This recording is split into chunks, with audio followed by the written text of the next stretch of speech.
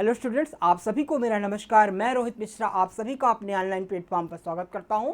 आज जो हमारे बीएससी एजी फर्स्ट सेमेस्टर के स्टूडेंट्स हैं उनकी जो है हॉर्टिकल्चर की क्लास में पढ़ाऊंगा, जिनका टॉपिक है फंडामेंटल ऑफ हॉर्टिकल्चर। ठीक है, तो मैं अभी पिछली क्लास में स्टूडेंट्स आपसे सिलेबस के बारे में डिस्कशन किया था कि आपका पाठ्यक्रम क्या रहेगा, कैसे क्या आपको पढ़ना है बीएससी एजी फर्स्ट सेमेस्टर में। उसी के अनुसार आज जो मेरा पहली क्लास होगी, जो मेरा पहला टॉपिक होगा वो होगा इंट्रोडक्शन ऑफ हॉर्टिकल्चर, यानी हॉर्टिकल्चर उद्यान विज्ञान का परिचय मैं आपको कराऊंगा। ठीक है, तो जब बात उद्यान विज्ञान या हॉर्टिकल्चर की आती है तो मन एकदम हर्षित हो जाता है, प्रफुल्लित हो जाता है। और मुझे पता नहीं क्यों, आप भी कमेंट्स करके बताइएगा, हॉर्टिकल्चर से बड़ा लगाव रहा है। शुरू से ही, बचपन से ही मेरा जो है वो हॉर्टिकल्चर बहुत फेवरेट रहा है। मैं गार्डनिंग मुझे बहुत पसंद थी। और ठीक है, अपने घरों के आसपास जो है वो सब्जियां लगाना, फूल लगाना, ठीक है, पेड़ पौधे लगाना, ये मुझे बहुत जो है एक प्रकार से मेरा इंटरेस्टिंग मेरा हॉबी रहा है। ठीक है, तो कि काफ़ी जो है वो इम्पोर्टेंट है हमारी लाइफ के लिए कि हमको आसपास गार्डनिंग, अपने आसपास जो खाली स्थान है उसमें गार्डन्स को डेवलप करना चाहिए और वातावरण को स्वच्छ करना चाहिए और ख़ुद के लिए जो है वो ताज़े फल, फ्रूट्स और सब्जियों का उत्पादन जो है वो करना चाहिए। तो गार्डनिंग काफ़ी इंटरेस्टिंग सब्जेक्ट है। ठीक है, तो प्रत्येक व्यक्ति को अपने आसपास जो है खाली स्थान पे गार्डनिंग जो है वो करनी चाहिए। ठीक है, तो गार्डनिंग काफ़ी जो है वो इंटरेस्टिंग और मनोरंजक होता है, तो इसको सभी को अपनाना चाहिए। ठीक है, तो आइए अपने टॉपिक पे आते हैं कि हॉर्टिकल्चर क्या है। ठीक है, हॉर्टिकल्चर को हिंदी में क्या कहते हैं? उद्यान विज्ञान। ठीक है, उद्यान विज्ञान ये भी क्या है? एक कृषि विज्ञान की शाखा है, जिसके अंतर्गत हम फलों, फूलों, सब्जियों और इनके संरक्षण का अध्ययन हम करते हैं। उसे हम क्या कहते हैं? हॉर्टिकल्चर कहते हैं। आइए इसके बारे में और डिटेल से आपसे बताते हैं।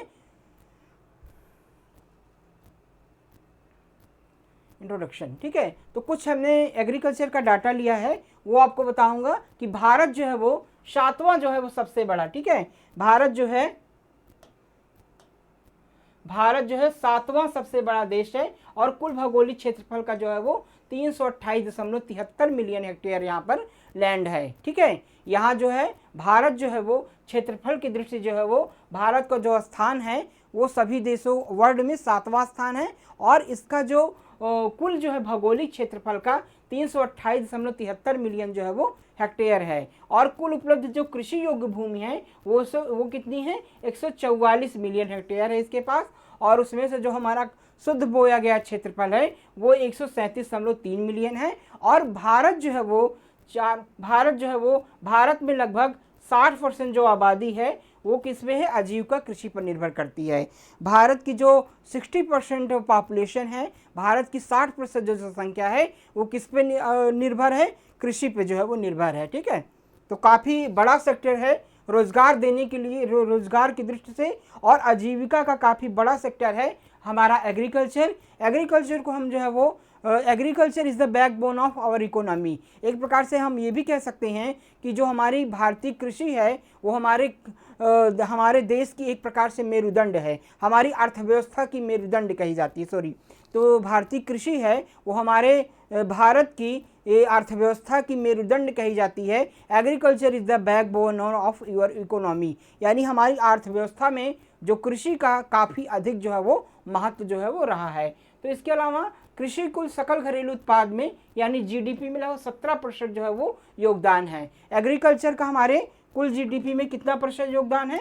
लगभग 17% जो है वो योगदान देती है और लगभग जो है वो 50 से 60% लोगों को जो है वो रोजगार भी जो है वो एम्प्लॉयमेंट भी प्रदान करती है। तो देखिए, जो एग्रीकल्चर है, एग्रीकल्चर का योगदान काफ़ी जो है वो जो है हमारी जो है जीडीपी में है। ठीक है, सकल घरेलू उत्पाद में हमारी इसका काफ़ी ज़्यादा योगदान है। और इसके अलावा जो है वो एक रोज़गार का काफ़ी जो है वो महत्वपूर्ण साधन जो है वो कहा जाता है। ठीक है, ये जो है वो काफ़ी बड़ा सेक्टर है जो एम्प्लॉयमेंट जो है वो देता है।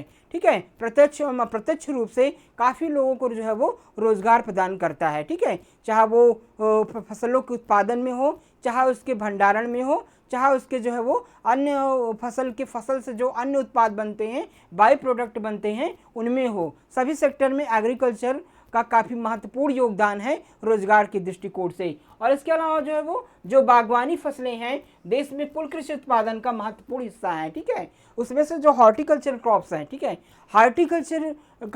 हार्टिकल्चर भी काफ़ी बड़ा सेक्टर है एक प्रकार से रोज़गार देने में। इसमें स्किल एजुकेटेड लोगों की काफ़ी जो है वो आवश्यकता होती है, ठीक है। पहले तो हम ऐसे ही गार्डनिंग करते थे, ठीक है, लेकिन आज के वर्तमान समय में काफ़ी जो कॉमर्शियल गार्डनिंग हो रही है, कॉमर्शियल पर्पस से जो खेती हो रही है, उसका काफ़ी जो है वो महत्वपूर्ण योगदान हो गया है हमारी इकोनॉमी में, ठीक है, और एक काफ़ी महत्वपूर्ण रोजगार देने वाला सेक्टर जो है वो बन चुका है। तो जो बागवानी फसलें हैं यानी जो हॉर्टिकल्चरल क्रॉप्स हैं वो देश में कुल कृषि उत्पादन का एक महत्वपूर्ण हिस्सा जो है वो हो गई हैं। और बागवानी कृषि सकल घरेलू उत्पाद यानी जीडीपी में 30.4% का योगदान जो है वो देती है और सकल फसल क्षेत्र में केवल 13.1% का योगदान करती है, ठीक है। तो जो सकल घरेलू उत्पाद यानी जीडीपी में बागवानी क्षेत्र का जो है वो योगदान 30.4% है और सकल फसल क्षेत्र में टोटल क्रॉप एरिया में जो है वो 13.1% का योगदान जो है वो बागवानी फसल का है, ठीक है। तो इस प्रकार से हॉर्टिकल्चर जो सेक्टर है वो काफ़ी बड़ा सेक्टर है, ठीक है। हॉर्टिकल्चर के अंतर्गत फलों का उत्पादन, सब्जियों का उत्पादन एवं फूलों का उत्पादन एवं इनके संरक्षण का अध्ययन किया जाता है और ये काफ़ी महत्वपूर्ण क्षेत्र होता है इसके लिए, ठीक है। तो एक प्रकार से हॉर्टिकल्चर काफ़ी महत्वपूर्ण सेक्टर है रोजगार देने के दृष्टिकोण से और उत्पादन के दृष्टिकोण से और भारत की जीडीपी में इसका काफ़ी अधिक योगदान जो है वो रहा है। इसके अलावा अब इसके डिफिनीशन की बात करेंगे तो हार्टिकल्चर जो शब्द है, ठीक है, हार्टिकल्चर जो है वो 2 लैटिन वर्ड से मिलके बना है, ठीक है। थोड़ा सा हम आपको समझाना चाहेंगे।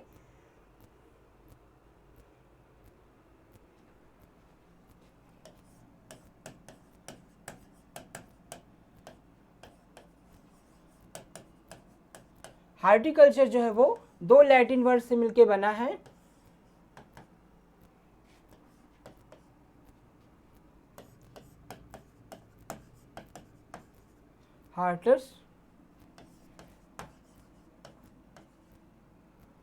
हॉर्टस का मतलब होता है गार्डन,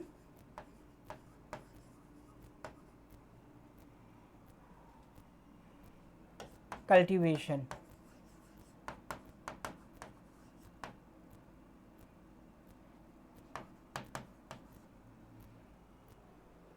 हार्टिकल्चर जो है वो दो जो है वो लैटिन वर्ड से मिलके बना है, सॉरी 2 ग्रीक वर्ड से मिला है।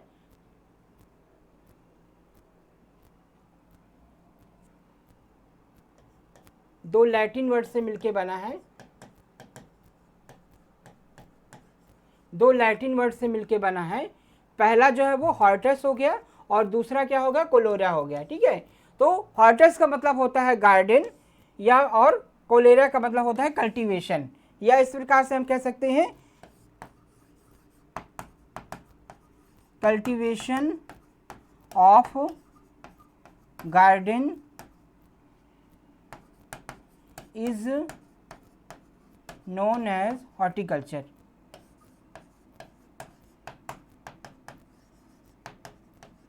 ठीक है, cultivation of garden is known as horticulture.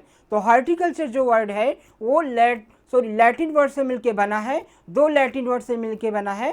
पहला जो है वो आपका हॉर्टस हो गया और दूसरा जो है कोलेरा। और हॉर्टस का मतलब होता है गार्डन और कोलेरा का मतलब क्या होता है, कल्टीवेशन, यानी cultivation of garden is known as horticulture. ठीक है, कल्टीवेशन ऑफ गार्डन, ठीक है, गार्डन को उगाना। पहले क्या था कि हॉर्टिकल्चर हम एक प्रकार से छोटे स्तर पे जो है वो हम फलों सब्जियों का उत्पादन करते थे, फूलों का उत्पादन करते थे, लेकिन वर्तमान समय में क्या है, इसको हम कमर्शियल पर्पज से जो है वो ग्रो कर रहे हैं। ठीक है, तो इसके बारे में तो इस प्रकार से हम हॉर्टिकल्चर को डिफाइन जो है वो कर सकते हैं। इसके बाद एक प्रकार से क्या है कि बागवानी के अंतर्गत जो है वो ऐसे भी हम सब इसको परिभाषित कर सकते हैं कि horticulture is the branch of agriculture. It study of the production of fruits, vegetables and flowers and fruits and vegetable preservation. Horticulture कृषि विज्ञान की वह शाखा है जिसके अंतर्गत हम फलों का उत्पादन, सब्जियों का उत्पादन, फूलों का उत्पादन एवं इनके परिरक्षण संरक्षण का अध्ययन करते हैं। फ्रूट एंड वेजिटेबल के संरक्षण का अध्ययन करते हैं, प्रिजर्वेशन का अध्ययन करते हैं, उसे हम हॉर्टिकल्चर या उद्यान विज्ञान जो है वो कहते हैं। ठीक है, इसके बारे में क्या है कि उद्यान विज्ञान एक संलग्न या संरक्षित क्षेत्र है जिसका उपयोग फल, सब्जियां, फूल और सजावटी पौधे उगाने के लिए किया जाता है।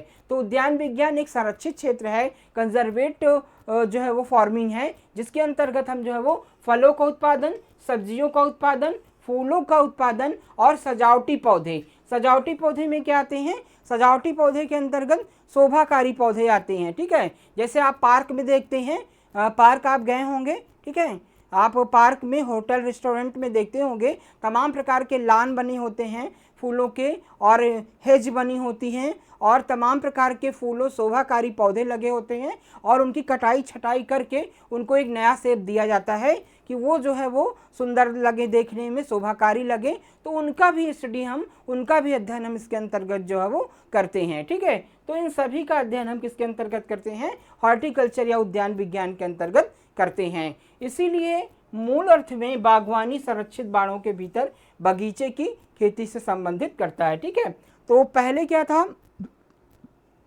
बागवानी एक प्रकार का जो है वो कंजर्वेटिव फार्मिंग है, एक इंटेंसिव एग्रीकल्चर है, इंटेंसिव फार्मिंग है, या फिर एक संरक्षित प्रोटेक्टेड फार्मिंग के नाम से भी इसको हम कह सकते हैं। ठीक है, कमर्शियल पर्पज से जब हम खेती करते हैं और उसे प्रोटेक्टेड करते हैं, उसे संरक्षित करते हैं, बाड़ों के अंदर करते हैं, तब भी उसे हम बागवानी का रूप जो है वो दे सकते हैं। ठीक है, जैसे आप देखिए, आप फलों और सब्जियों एवं फूलों को एक प्रकार से जैसे फेंसिंग एरिया है, ठीक है, जैसे तार वगैरह लगा करके, बाउंड्रेट करके ही हम उसको उगाते हैं, तो इस प्रकार से उसको हम एक संरक्षित खेती के नाम से भी जान सकते हैं। जैसे आप फूल लगाते हो, सब्जियों का उत्पादन करते हो, फलों का उत्पादन करते हो, ठीक है, या फिर औषधीय पौधों की खेती करते हो, मसाले वाले पौधे की खेती करते हो, तो उसको एक प्रोटेक्टेड फार्मिंग करते हो, मतलब कि उसको एक बाड़ में बंद करके, एक फेंसिंग एरिया करके कि उसको बचाते हो कि कोई जंगली जानवर से उसको ना खा सके। ठीक है,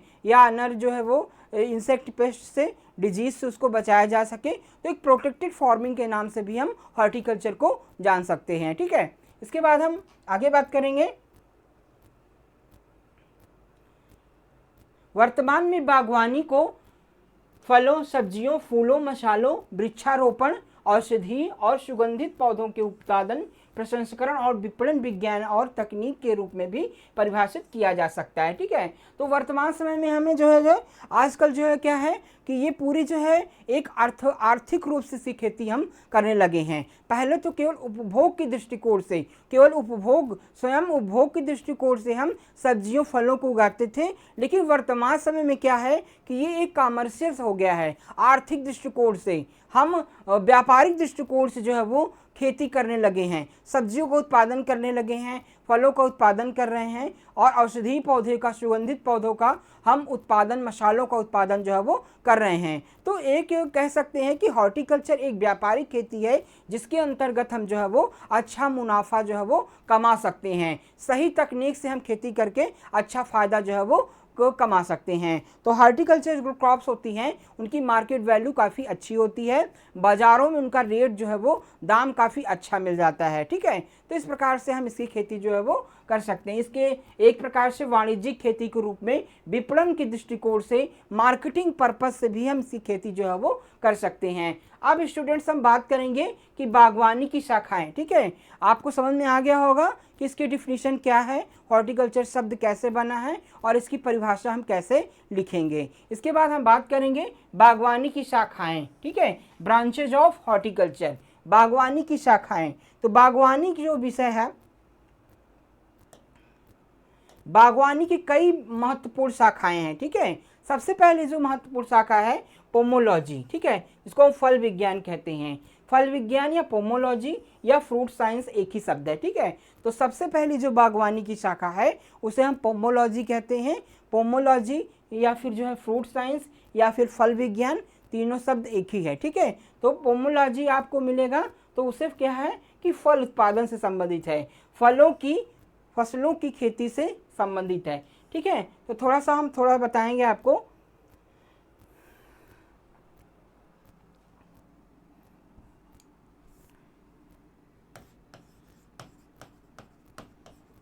branches of horticulture, branches of horticulture. ठीक है, तो हॉर्टिकल्चर की कई सारी शाखाएं हैं। जैसे पहली जैसे है आपकी जो है पोमोलॉजी, पोमोलॉजी या फिर इसे कहते हैं फ्रूट साइंस। ठीक है, फ्रूट साइंस जो है वो, ये जो है पोमोलॉजी जो शब्द है वो किससे बना है? ग्रीक वर्ड से, ग्रीक वर्ड से, दो ग्रीक वर्ड से मिलके बना है। ठीक है, पहला क्या है आपका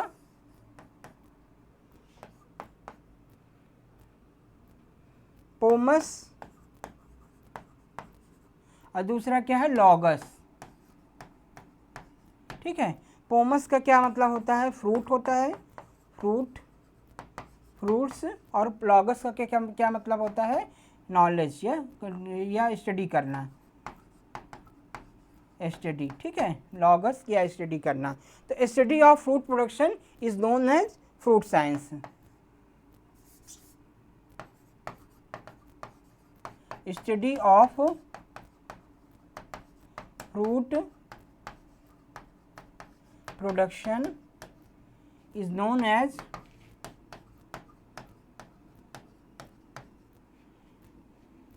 पोमोलॉजी। ठीक है, आई होप आपको समझ में आ गया होगा। तो सबसे पहली जो शाखा है वो है पोमोलॉजी। ठीक है, सबसे पहली जो शाखा है हॉर्टिकल्चर की वो क्या है स्टूडेंट्स? पोमोलॉजी है। तो पोमोलॉजी के अंतर्गत हम क्या साइंस कहते हैं? पोमोलॉजी या फ्रूट साइंस। ठीक है, पोमोलॉजी या फ्रूट साइंस सबसे पहली शाखा है हॉर्टिकल्चर की। और इसके अंतर्गत हम किसका अध्ययन करते हैं? इसके अंदर हम फलों का अध्ययन करते हैं, फलों के उत्पादन का अध्ययन करते हैं। ठीक है, तो इस ये जो है वो ग्रीक वर्ड से बना है पोमोलॉजी, और दो ग्रीक वर्ड से बना है। पहला क्या है? पोमस। ठीक है, पहला है पोमस और दूसरा क्या है? लॉगस। पोमस का अर्थ क्या होता है? फ्रूट्स, और लागस का अर्थ है स्टडी। ठीक है, तो study of fruits production is known as pomology. ठीक है, स्टडी ऑफ फ्रूट्स प्रोडक्शन यानी फल उत्पादन के बारे में अध्ययन करना, फल उत्पादन की तकनीक के बारे में अध्ययन करना, फल उत्पादन की कौन कौन सी विधियां हैं, प्रैक्टिसेस हैं, कल्टीवेशन प्रैक्टिसेस क्या क्या हैं, उसके बारे में अध्ययन करना क्या कहलाता है? पोमोलॉजी या फ्रूट साइंस कहलाता है। ठीक है, तो पहली शाखा आपको समझ में आ गई होगी। अब इसके बाद दूसरी जो शाखा है, दूसरी शाखा है आपकी जो है वो ओलेरीकल्चर। ओलेरीकल्चर, ओलेरीकल्चर क्या है कि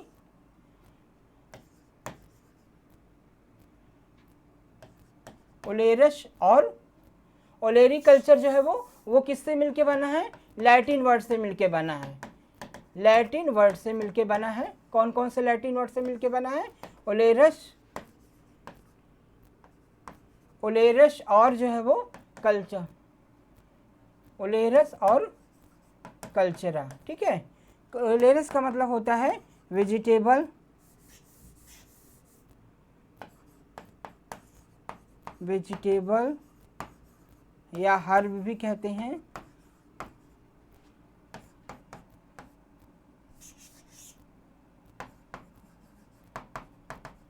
कल्टीवेशन। ठीक है, इसका क्या मतलब हो जाएगा?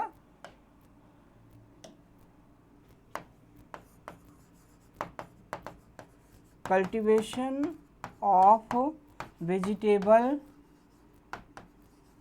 Cultivation of vegetable production, production is known as olericulture.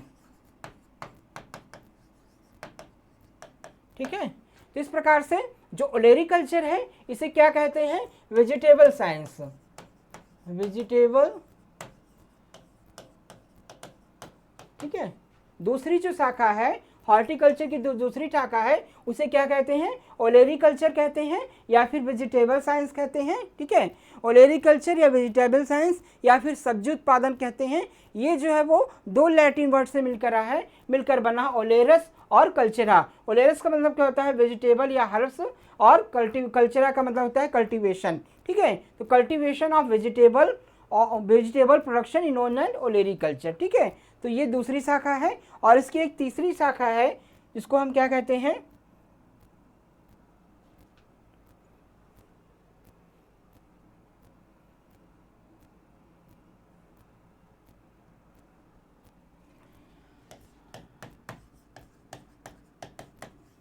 Floriculture, ठीक है, फ्लोरिकल्चर, फ्लोरिकल्चर या फिर flower production, flower production,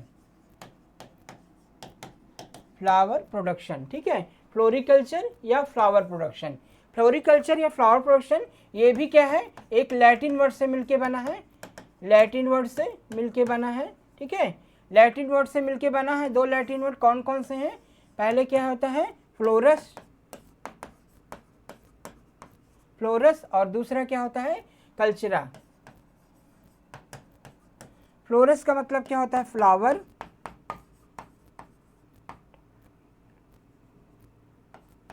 flower, और कल्चरा का मतलब क्या होता है कल्टीवेशन,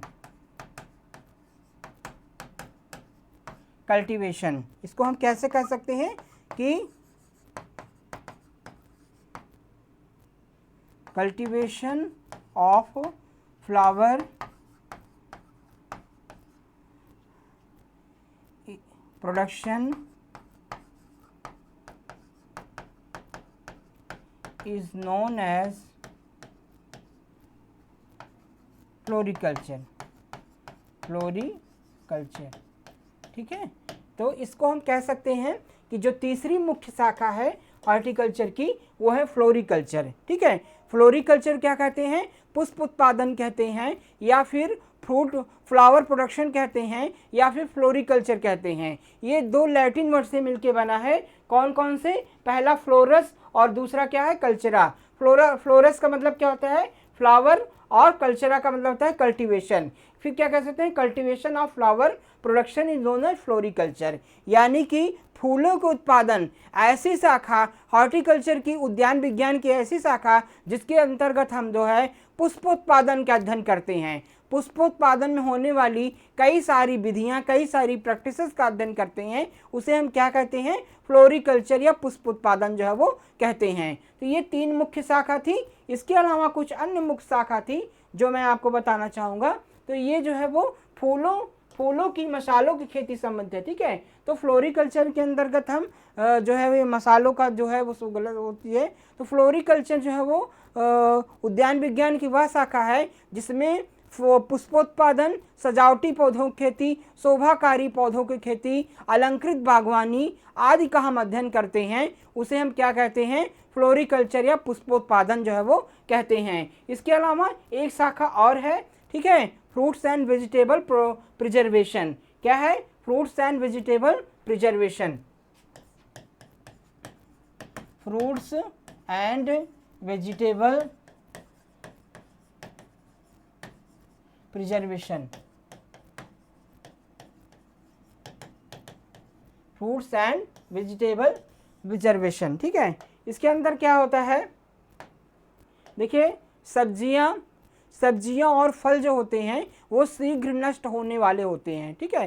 भारत में जो है वो सब्जियां और फल के संरक्षण की सही उचित व्यवस्था न होने के कारण लगभग 40% जो है वो फल एवं सब्जियां नष्ट हो जाते हैं, क्योंकि ये कच्चे पदार्थ होते हैं और अगर इसको सही से हम संरक्षित नहीं करते हैं, प्रिजर्वेट नहीं करते हैं, सही से इसको हम भंडारित नहीं करते हैं, तो ये शीघ्र नष्ट हो जाने वाले होते हैं।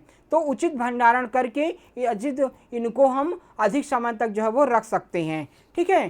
तो इनसे जो है वो फल एवं सब्जियों का परिरक्षण करना, उनको संरक्षित करना, ठीक है, उनके तमाम प्रकार के नए उत्पाद बनाना, उनको कैसे पैकेजिंग करना है, कैसे मार्केटिंग करना है, इन सभी का अध्ययन जो है वो हम फ्रूट्स एंड वेजिटेबल प्रिजर्वेशन के अंतर्गत जो है वो करते हैं। तो ये कौन सी शाखा होती है, ये चौथी शाखा है हॉर्टिकल्चर की। इसके अलावा कुछ अन्य शाखाएं हैं, जैसे आपकी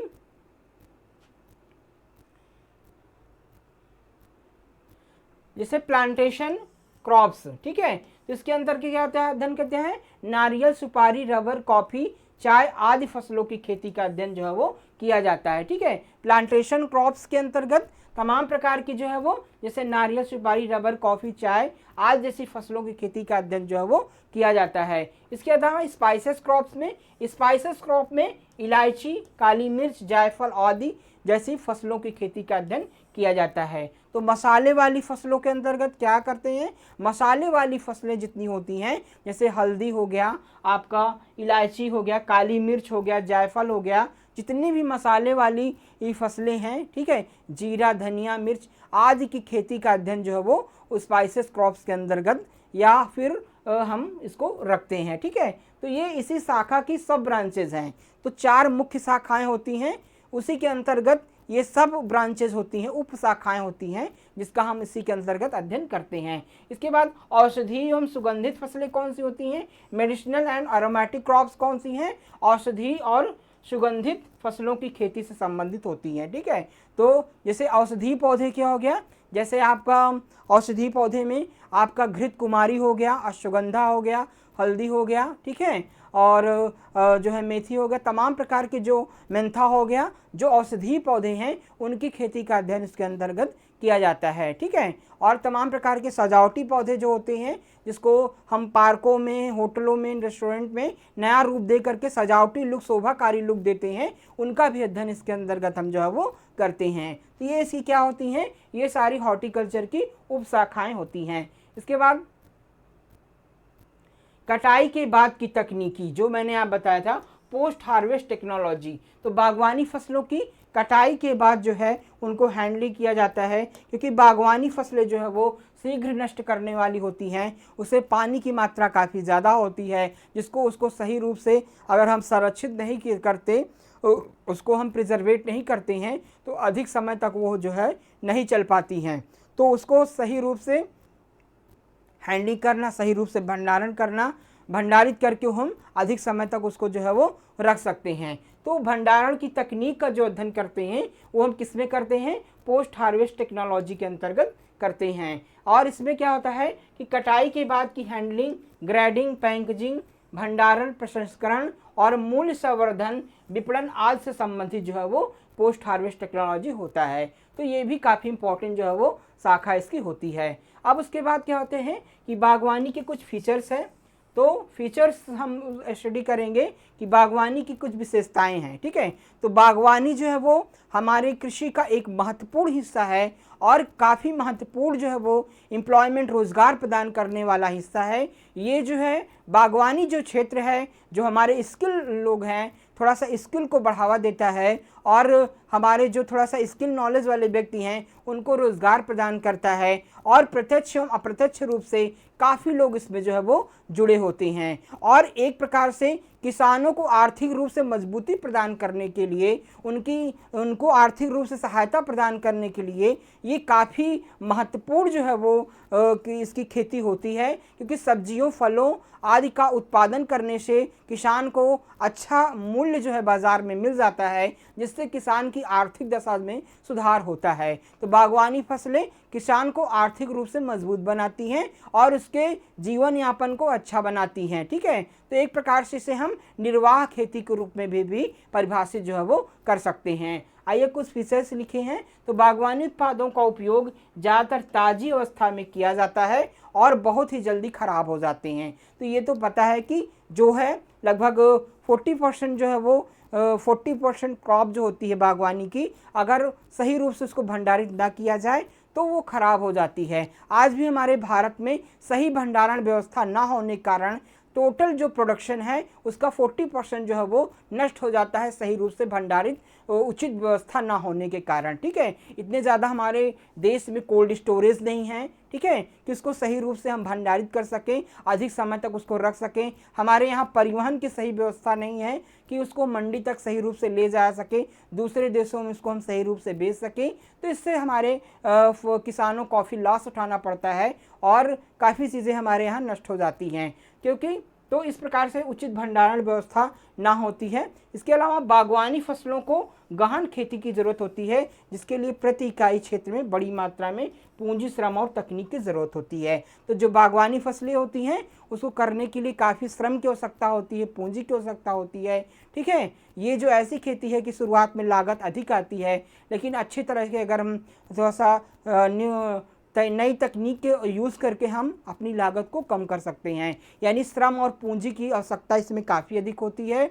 अगर कुछ तकनीक का उपयोग किया जाए, सही तकनीक का उपयोग करके हम श्रम और पूंजी को घटा सकते हैं और अधिक से अधिक इससे लाभ जो है वो कमा सकते हैं। तो ये भी काफ़ी महत्वपूर्ण जो है वो इसका फीचर्स होता है। इसके अलावा इसमें क्या होता है कि प्रजनन, प्रशिक्षण, छटाई और कटाई जैसे सांस्कृतिक कार्यक्रम बागवानी फसलों के लिए कुशल और विशिष्ट है। ठीक है, तो इसमें काफ़ी जो है वो जो कौशल है वो भी काफ़ी इम्पोर्टेंट होता है, क्योंकि इसमें इसका ब्रीडिंग मेथड, पॉलिनेशन और इसकी कटाई, छटाई, ट्रेनिंग और प्रूनिंग समय से करके, तो ये भी इसमें स्किल लोगों को बढ़ावा देता है। जो स्किल हमारे लोग हैं, थोड़ा सा कौशल को बढ़ावा देता है, थोड़ा सा नॉलेजफुल लोग जो है उसमें रोज़गार काफ़ी जो है इसमें लोगों को प्राप्त होता है। क्योंकि बागवानी फसलों की खेती में तमाम चीज़ों को समय पे निराई गुड़ाई, ठीक है, समय से फसलों की कटाई, ठीक है, तोड़ाई और उसकी छटाई, कटाई, समय हर एक काम जो है वो थोड़ा सा कौशलात्मक होता है। तो इसमें कौशल जो नॉलेजफुल लोग हैं उसको रोज़गार का एक अच्छा जो है वो माध्यम कहा जा सकता है। इसके अलावा बागवानी उत्पाद जो है वो विटामिन और खनिजों के एल्कलाइड से समृद्ध स्रोत पोषक तत्व हैं। ठीक है, हम आप सभी जानते हैं, लगभग हम आप सभी जानते हैं कि सब्जियां और फल, ठीक है, सब्जियां, फल, फूल, ये जो है वो काफ़ी जो है रिच सोर्स होते हैं विटामिन्स के, खनिज तत्व के और तमाम प्रकार के जो है वो जो है तमाम प्रकार के एंटीऑक्सीडेंट इसमें जो है वो पाए जाते हैं। तो विटामिन्स एक अच्छा स्रोत होते हैं आपके खनिज तत्व के, विटामिन्स के और प्रोटीन के काफ़ी महत्वपूर्ण स्रोत होते हैं सब्जियां और फल। सब्जियों और फल जो है वो हम सब्जियों और फल प्रतिदिन हम लेने से कई सारी बीमारियों से अपने शरीर को बचाते हैं और शरीर की जो आवश्यकताएं हैं, पोषक तत्व की जो हमारी आवश्यकताएं हैं उसकी हम पूर्ति करते हैं फलों और सब्जियों के माध्यम से। तो हमारा मेडिकल काउंसिल भी कहता है कि प्रत्येक व्यक्ति को लगभग 193 ग्राम जो है वो पर डे फल और लगभग 200 ग्राम जो है सब्जियों का उपभोग जो है वो करना चाहिए। ठीक है, तो इस प्रकार से हम इससे जो है वो अपने स्वास्थ्य के को अच्छा रूप से बनाए रखने के लिए सब्जियों और फलों का उपयोग प्रतिदिन हमको करना चाहिए। इसके अलावा सौंदर्य संतुष्ट बागवानी विज्ञान के लिए एक विशेष घटना है। ठीक है, तो सौंदर्य को बढ़ाने के लिए, ठीक है, जैसा कि आप जानते हैं कि सुंदरता को बढ़ाने के लिए बागवानी एक महत्वपूर्ण संसाधन है। ठीक है, तो जैसा औषधीय पौधे जो होते हैं, औषधीय पौधों से तमाम प्रकार की औषधियाँ बनाई जाती हैं, सौंदर्य प्रसाधन बनाए जाते हैं। तो औषधीय पौधों की खेती से हर्ब से हम जो है वो सौंदर्य को भी बढ़ावा जो है वो दिया जाता है। तो ये भी काफ़ी महत्वपूर्ण जो है वो सोर्स होते हैं। इसके बाद सब्सिस्टेंस फार्मिंग के लिए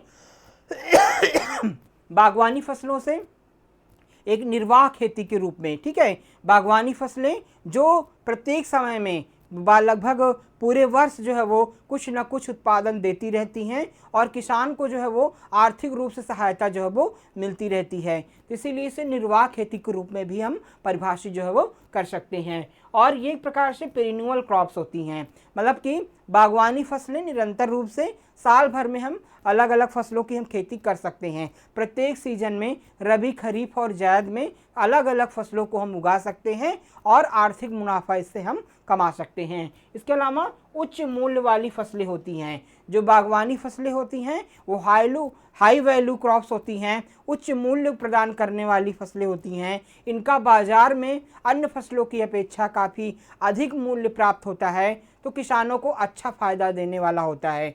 तो एक प्रकार से व्यापारिक दृष्टिकोण से हम बागवानी फसलों को कर सकते हैं और ये मार्केट अदर जो हमारी अनाज वाली फसलें हैं उसकी अपेक्षा ये किसान को ज़्यादा फ़ायदा देने वाली जो है वो हो सकती हैं। तो ये तमाम प्रकार के फीचर्स थे जो मैंने आपको हॉर्टिकल्चर के फीचर्स से जो मैंने आपको बताया। ठीक है, तो आज की क्लास में स्टूडेंट्स बस इतना ही। हम कल जो है वो आपसे नए टॉपिक के साथ आपसे फिर मिलेंगे। आप सभी का बहुत बहुत धन्यवाद।